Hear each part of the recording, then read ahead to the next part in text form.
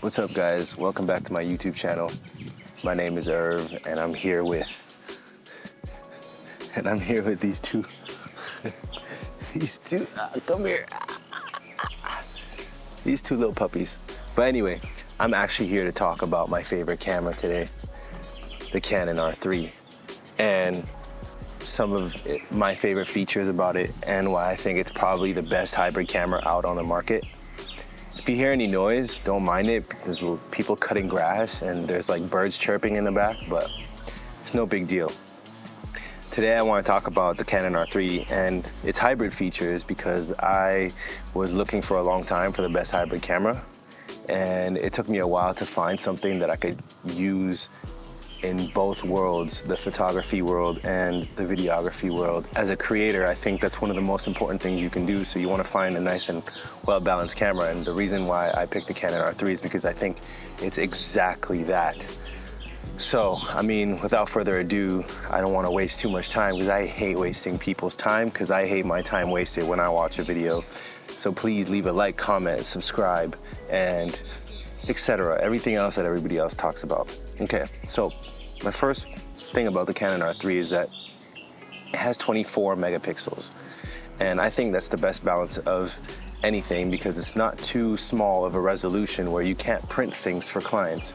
And it's not too big where you feel like you're being overwhelmed by data and processing, especially in things like Lightroom and stuff like that.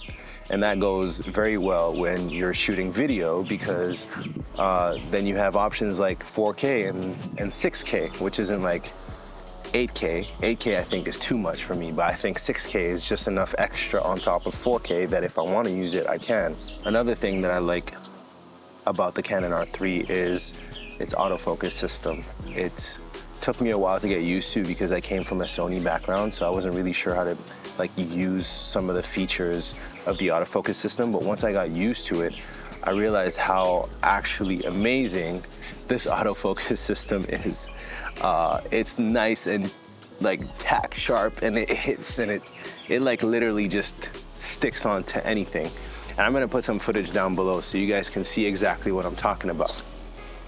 So that's another thing, the autofocus. And then you have great video options for video. Like you can shoot in 4K, 24, 30, 60, 120. And now they even added a new option that you can shoot in 1080p at 240 FPS, just to have that extra 10 times slow-mo if you wanted, which isn't something that the camera came with. It was an update that was recently added like 2 or 3 weeks ago, but it's a great added feature that makes this camera even more amazing. Another thing that I love about this camera is the body shape. Look at it.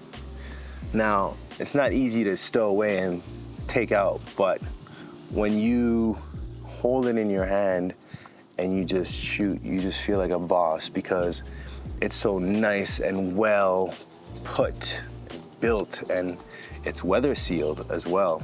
If I have to add that, it's weather sealed, so I have no fear whatsoever of rain when I go out with this thing. I just like pull it out and shoot, and don't really care about what goes on next. There hasn't been a camera that has made me feel like this in a long time. I like the fact that it has dual storage options, SD card slot, and it's got a CF Express A type slot, which is good, because then you can, you know, if you want to shoot regular photos and video stuff, you could just put it in your SD card. But if you need that extra storage, if you want to shoot RAW, which is the next thing I want to talk about, it shoots 6K RAW, then you have that option. And 6K RAW is no joke, because it eats a ton of storage, but you get some really great benefits of shooting RAW. Like you get access to the C-Log2 profile, which is like an enhanced dynamic range, which is way better than C-Log3. But I love C-Log3. Like I'm shooting in C-Log3 right now. It looks pretty good, but C-Log2 just gives you that more cinematic feel, that more like filmic, like, you know, look that everybody likes, even in the new R5C.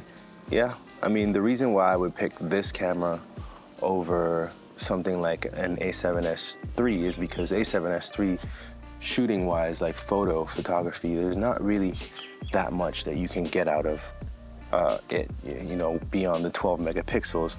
And there are little hacks that you can use that can like artificially enhance an image to be 4 or 8 times more resolution, but who wants to do that? Like, you want that real, authentic, raw image to look as crispy and sharp as you can.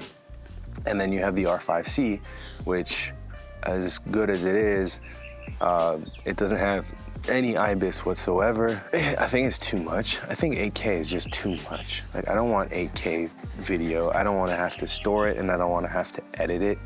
It's just way too much for me. Why is this not focusing on me? Some of the most important things. Probably the best, like, low-key feature about this camera is not really a feature, but it's just like the fact that the battery life lasts forever. You can shoot with this thing all day long for probably about 1-2 batteries. You can get by on a full day's worth of shooting with 1 or 2 batteries, and you're good to go. I have never used 3 batteries, but I carry 3 batteries just in case, but 2 batteries will get you through your day, and you're good to go. I think that's probably the best thing about this camera, and like that's like a hybrid non-negotiable, because as a hybrid shooter, you're probably a solo shooter, and you're probably gonna need to do a whole lot of video and photo all day long, and switching batteries on top of being having to switch modes all the time is not really that much fun. So what you wanna do is you wanna have, you know, a camera that just simplifies everything for you, and that's something that I like about this one. It shoots very well in low light, which is another good thing. If you were to shoot at 25,600 ISO for any reason whatsoever, especially like right now, I'm in a spot on the islands where there's not really a lot of lighting all over the place like there would be in a city. Good low light is very important, and this camera, thankfully, shoots very good low light. Even in RAW, which is very noisy, it's very easy to denoise in post. I think it's even easier to denoise RAW because it's like raw sensor data. And when you denoise it, it looks even better than if you didn't shoot in RAW, and you get that extra like amount of detail. So yeah, I mean, all in all, the reason I think this is the best hybrid camera for me is just because it's just a straight up in-between balance of everything. It's got like the perfect middle ground for resolution, the perfect middle ground for, well, it's got access to all the shooting options that all the other cameras do. And the quality that you get out of it is insane. Like, it just looks so good.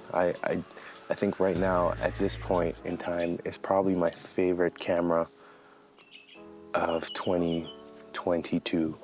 And I don't know if they're going to beat that anytime soon unless they come up with some next level super camera. But I don't want a ton of resolution, especially until we get the computer power to easily chew through it. I just love a good balance. Just like this. I don't know, I feel like a lot of people are just confused about what type of cameras they like, and they want the biggest and baddest and like the craziest thing. And yeah, this thing is actually expensive, but I don't think it's expensive because of the